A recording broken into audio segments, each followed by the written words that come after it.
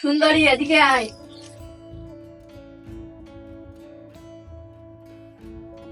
কি হয়েছে বলো।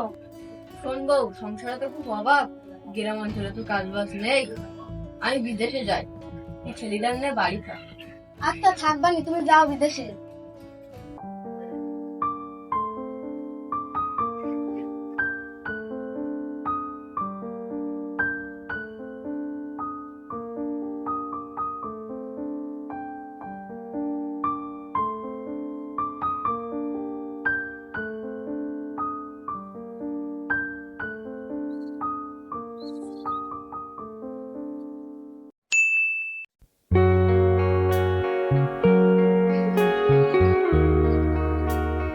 ঠিক আছে, আমি বিদেশে গেলাম, তুমি ভালো হয়েছে গো।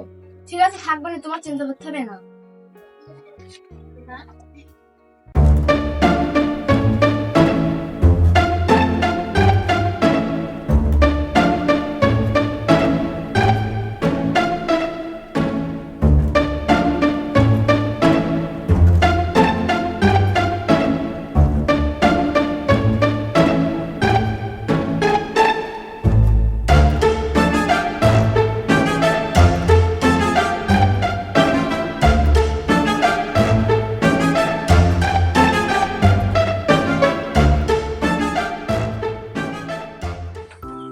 ওই রে সুন্দরী, কনে গেলি? কি হয়েছে বলো। এমা, তুমি 10 দিন যাওনি বিদেশে, এর মধ্যে তুমি বাড়ি এসো? কমসে কম তো 1 মাস থেকে আসতে পেতে।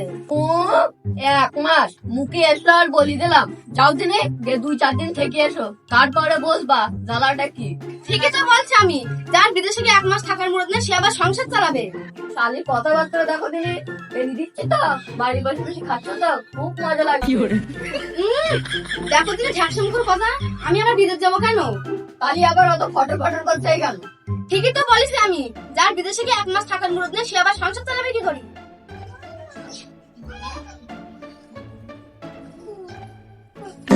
আপনি তুই বিদেশ থেকে বাড়ি এসেছিস, 10 টাকা দিয়ে গজা কিনে খাবো। গজা কিনে খাবে? আমি না আমার খাও। ছেলেরা শুধু ধরে ধরে মারে। মারবো না তো কি করবো? দেখো তুমি মিছের কাজ, কনে তো রাগ কনে ঝাড়ছে। ছেলেটা বাপের কাছে যাবে না কার কাছে যাবে? অন্য লোকের কাছে যাবে? সে আমি জানি কার কাছে যাবে। আমি কি আটটা ফোন ধরবো যে তার কাছে যাবে?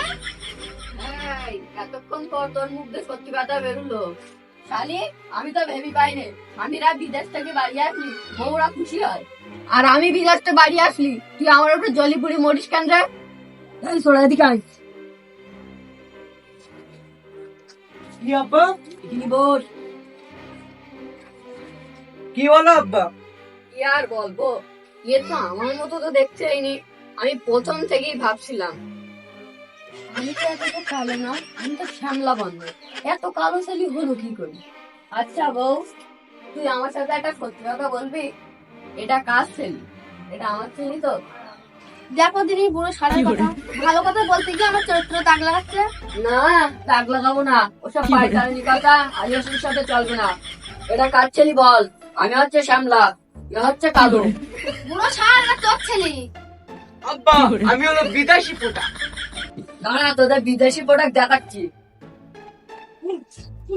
বিদেশি প্রোডাক্ট তোদের চালান করে দেবো, আয় এদিকে।